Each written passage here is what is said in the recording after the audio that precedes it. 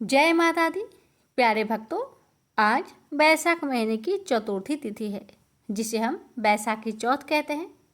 यह व्रत विशेष रूप से संतान सुख, लंबी उम्र और परिवार की सुख शांति के लिए किया जाता है। आज हम चौथ माता की कथा सुनाने जा रहे हैं। वह सिर्फ एक कहानी नहीं है, बल्कि उसमें छुपा है एक गहरा संदेश, श्रद्धा, विश्वास और त्याग का। मैं आप सभी से निवेदन करती हूँ कि आप श्रद्धा और भक्ति भाव से इस कथा को सुने, ताकि इसका पूर्ण फल प्राप्त हो और चौथ माता की कृपा आप सभी पर सदा सर्वदा बनी रहे। तो आइए भक्तों, अब हम पावन कथा का शुभारंभ करते हैं। प्रेम से बोली चौथ माता की जय, गणेश भगवान की जय। एक नगर में एक बूढ़ी माँ रहती थी। वह अपने बेटे की सलामती के लिए 12 महीनों की चौथ का व्रत करती थी। हर चौथ को पंसारे से थोड़ा सा गुड़ और घी लाकर 4 लड्डू बनाती, एक बेटे को देती, एक से पूजा करती, एक हथकार के लिए निकालती और एक चांद उगने पर खुद खा लेती थी। एक बार उसका बेटा ताई से मिलने गया। ताई ने बैसाखी चौथ का व्रत रखा था। ताई से पूछा, माँ तो 12 चौथ करती है। ताई बोली, तेरी माँ तेरी कमाई से तरमाल खाने के लिए 12 चौथ करती है। तू परदेश जाए तो वह एक भी चौथ नहीं करेगी। लड़के को लगा ताई सच कह रही है। घर आकर माँ से कहा, मैं परदेश जा रहा हूँ, यहाँ तू मेरी कमाई खाने पीने में ही उड़ा देती है। माँ ने समझाकर रोकना चाहा, पर बेटा नहीं माना।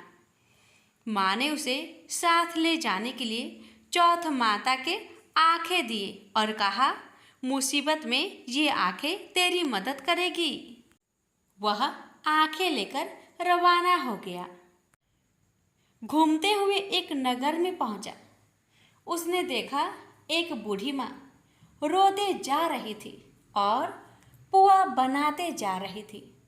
उसने कारण पूछा तो बूढ़ी माई ने कहा, बेटा, इस नगर की पहाड़ी पर एक दैत्य रहता है। पहले वह नगर में आकर कई लोगों को खाने के लिए मार देता था। अब राजा हर घर से एक आदमी दैत्य के पास भेजता है और आज मेरे बेटे की बारी है, इसलिए रो रही हूँ और उसी के लिए पुए बना रही हूँ। वह बोला, तू पुए मुझे खिला दे, तेरे बेटे की जगह मैं चला जाता हूँ। बूढ़ी माँ ने खीर पुए उसे खिला दिए। खा पीकर वह सो गया। रात को राजा के सैनिक आए तो बूढ़ी माँ ने उसे भेज दिया। दैत्य के सामने पहुंचने पर उसने चौथ माता के आंखें दैत्य की तरफ फेंककर कहा, हे चौथ माता, यदि मेरी माँ मेरी सलामती के लिए व्रत करती है तो दैत्य का सिर कटकर गिर जाए।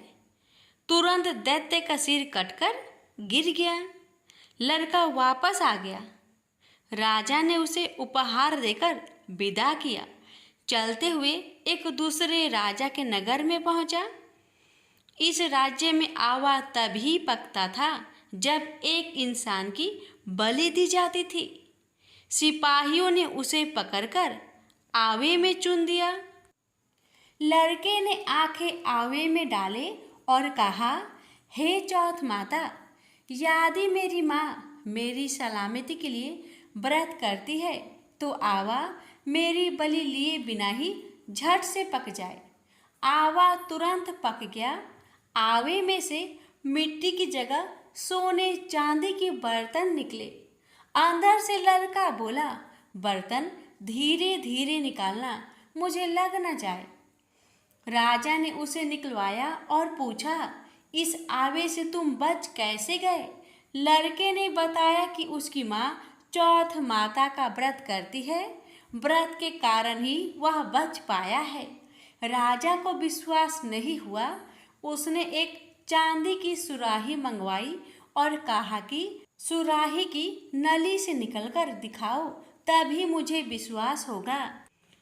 लड़के ने चौथ माता को याद करके आंखें सुराही में डाले और कहा, मैं भौरा बनूं, सुराही से निकलूं। लड़का भौरा बनकर सुराही से निकल गया।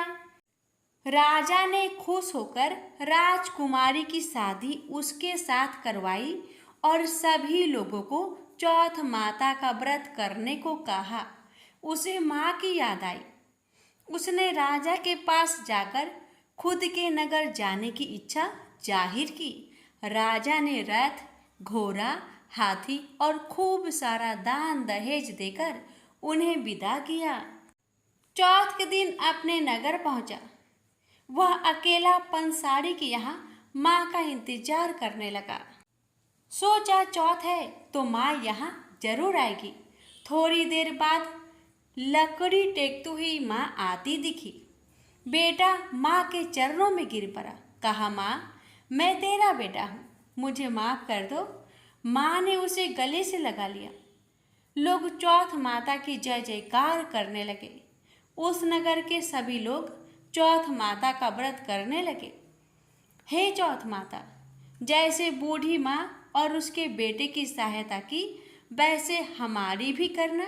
कहानी कहने और सुनने वाले पर कृपा करना। बोलिए चौथ माता की जय हो। आज श्रवण करें चौथ माता की व्रत कथा। एक सेठ सेठानी थे। उनके एक बेटा और बहू थे। बहू सबको भोजन करा के फिर स्वयं भोजन करती। एक पड़ोसन ऐसी भी थी जो रोज पूछती कि बहू आज क्या बनाया और क्या खाया। बहू कहती, ठंडो बासी। एक दिन उसके पति ने ऐसा सुनकर विचार किया कि आज तो पकवान बनाए जाए, फिर देखे कि मेरी पत्नी क्या कहती है।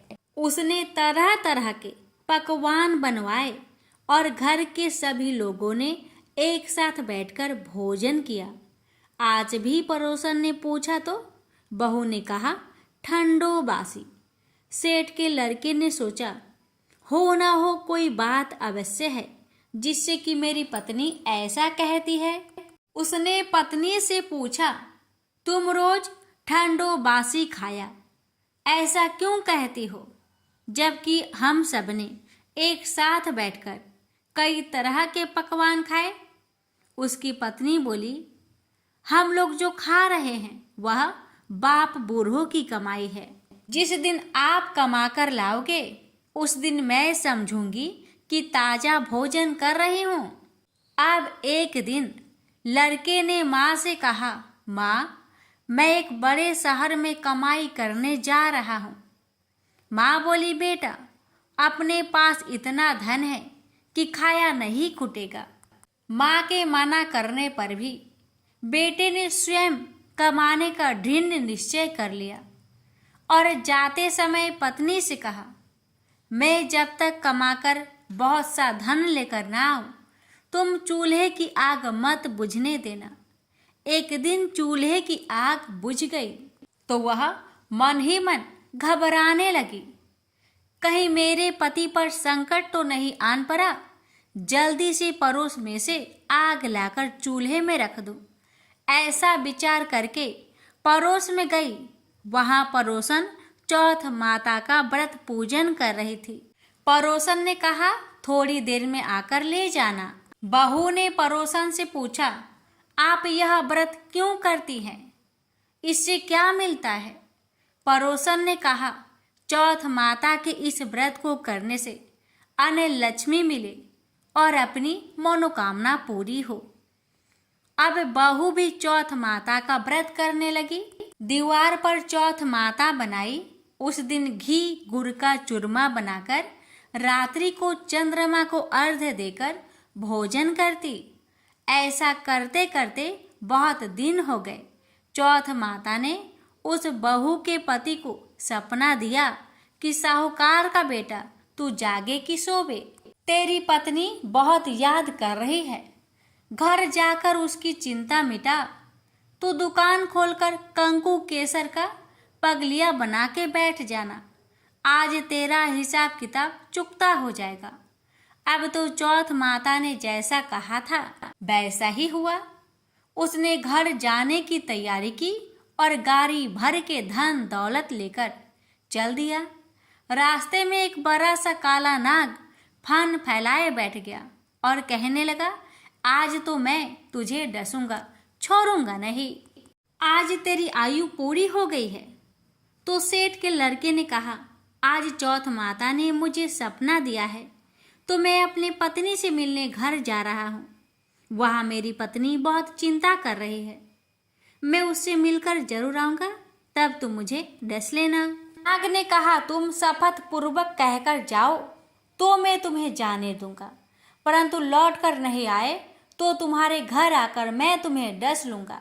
इस प्रकार सर्प को वचन देकर वह अपने घर पहुंचा। वहां सभी से हंसी खुशी से मिला और भोजन करके उदास होकर बैठ गया। उसकी पत्नी ने उदास होने का कारण पूछा तो पति ने काले नाग वाली बात बताते हुए कहा, यदि मैं उसके पास नहीं जाऊंगा तो वह घर आकर मुझे डस लेगा। पत्नी बहुत चतुर थी। उसने कहा कि आप घबराओ नहीं, लेट जाओ, मैं एक उपाय करती हूँ। पत्नी ने कमरे की 7 पीढ़ी सिराओ धोई। पहले पीढ़ी पर रेत, दूसरी पीढ़ी पर इत्र, तीसरी पीढ़ी पर गुलाब, चौथी पीढ़ी पर कंकु केसर, 5वीं पीढ़ी पर लड्डू पेड़ा, 6ठी पर गादी गलीचा और 7वीं पीढ़ी पर दूध का कटोरा भरकर रख दिया। इस प्रकार वह 7 ही पीढ़ी सजाकर बैठ गई। आधी रात होते ही नाग आकर पीढ़ी चढ़ने लगा। पहली पीढ़ी पर रेत में लौट गया और कहने लगा कि सेठ की बहू ने आराम तो बहुत दिया, पर वचन से बंधकर आया हूँ, सो डसूंगा अवश्य ही। इस प्रकार 7 पीढ़ियों पर नाग आराम करता हुआ और कहता हुआ कि डसूंगा जरूर। कमरे में जाने ही वाला था कि चौथ माता ने विचार किया कि मैं इसे नहीं बचाऊंगी तो संसार में धर्म कर्म और व्रत पूजन को कौन मानेगा। अब तो गणेश जी, चंद्रमा जी और चौथ माता ने उसे बचाने का विचार किया। चंद्रमा जी ने उजाला किया, चौथ माता ढाल बनी और गणेश जी ने तलवार लेकर नाग को मार दिया और ढाल से ढक दिया। अब बहू भी थकी हारी सो गई। दिन उगा तो लोग बेटे से मिलने आए, परंतु बेटा बहू तो उठे ही नहीं थे। बहुत देर हो गई तो माँ उन्हें उठाने गई। माँ ने 7 पीढ़ियों पर जो कुछ देखा तो बहुत घबराई और बेटा बहू को आवाज लगाई, बेटा बहू। उठे तो देखा कि एक ढाल तलवार वहां पड़ी है। अब ढाल उठाई तो वहीं काला नाग मरा हुआ पड़ा है। बेटा बहू ने सोचा कि आज तो धर्म कर्म ही आड़े आए हैं, जो भगवान गणेश जी और चौथ माता ने अपनी रक्षा की है। हे चौथ माता, आपने जैसी सेठ के बेटे बहू की रक्षा की, वैसी ही रक्षा सबकी करना। प्रेम से बोलिए, चौथ माता की जय हो, गणेश भगवान जी की जय हो। हे चौथ माता, हे गणेश जी भगवान, जिस किसी ने भी इस कथा को मन लगाकर सुना है, हे माता उस पर अपनी कृपा सदा सर्वदा बनाए रखना। प्यारे भक्तों, अब आपने श्रद्धा से चौथ माता की कथा सुनी। चौथ माता रानी की, गणेश भगवान जी की आशीर्वाद आप पर सदा सर्वदा बना रहे। लेकिन आज के दिन केवल चौथ माता की ही नहीं, बल्कि भगवान श्री गणेश जी की भी पूजन और कथा का विधान है। चूंकि यह तिथि चतुर्थी कहलाती है और श्री गणेश जी को चतुर्थी की स्वामी कहा गया है, इसलिए चौथ माता की कथा के साथ साथ श्री गणेश जी की भी कथा सुनना बहुत ही पुण्यदायी माना गया है। तो आइए अब हम सब मिलकर गणपति बप्पा की कथा भी श्रद्धा से सुनते हैं, ताकि हमारी पूजा पूर्ण रूप से सफल हो सके और गणेश जी भगवान हम सबकी विघ्न बाधाएं दूर करें। प्रेम से बोलिए जय श्री गणेश। एक बार गणेश जी एक छोटे से बालक के रूप में एक चम्मच में चावल और दूसरे चम्मच में दूध लेकर निकले। वो हर किसी से कह रहे थे कि कोई मेरे लिए खीर बना दो, कोई मेरे लिए खीर बना दो। एक बुढ़िया माई बैठी हुई थी। उसने कहा, ला बेटा, मैं तुम्हारे लिए खीर बना देती हूँ। इतना कहकर बुढ़िया माई अपने कमरे में जाकर छोटे छोटे 2 कटोरी लेकर आती है। तब भेष रूपी गणेश जी कहने लगे, दादी माँ, छोटी सी बर्तन से क्या होगा? आपके घर में जो सबसे बड़ा बर्तन हो उसी को लेकर आओ। बुढ़िया माई मुस्कुराकर बच्चे के मन रखने के लिए, उसके खुशी के लिए अपने घर की सबसे बड़ा बर्तन लेकर बाहर आई और बालक गणेश के सामने रख दिया। अब तो बुढ़िया माई की आंखें फटी की फटी रह गई। वह जो थोड़े से चावल थे, 1 चम्मच चावल उस बर्तन में डालते ही बर्तन चावल से भर गया और दूसरे बर्तन में 1 चम्मच का दूध डालने से ही बर्तन दूध से भर गया। ये सब देख बुढ़िया आश्चर्य में पड़ गई। अब इतना होने के बाद भेष रूपी गणेश जी कहते हैं, दादी माँ, मैं नहाकर आता हूँ, आप खीर को बनाकर तैयार कर लो। जब बुढ़िया माई बड़े ही प्यार से खीर को बनाया, बूढ़ी माई के पोते पोती खीर खाने के लिए रोने लगे। बुढ़िया ने कहा, गणेश जी, आपके भोग लगे। इतना कहकर चूल्हे में थोड़ी सी खीर डाली और अपने दोनों बच्चों को कटोरी भर भर कर खीर दे दिया। बूढ़ी माई की पड़ोसन ऊपर से देख रही थी, तो बुढ़िया माई ने सोचा ये पड़ोसन जरूर चुगली कर देगी। तो बुढ़िया माई ने उसे भी 1 कटोरा खीर भरकर उसे भी पकड़ा दिया। अब होता है ये कि बेटे की बहू चुपके से आई और 1 कटोरा खीर लेकर बड़े प्रेम से खाई और कटोरा को चक्की के नीचे छुपा दिया। अभी भी गणेश जी नहीं आए थे। बुढ़िया माई को भी भूख लग रही थी।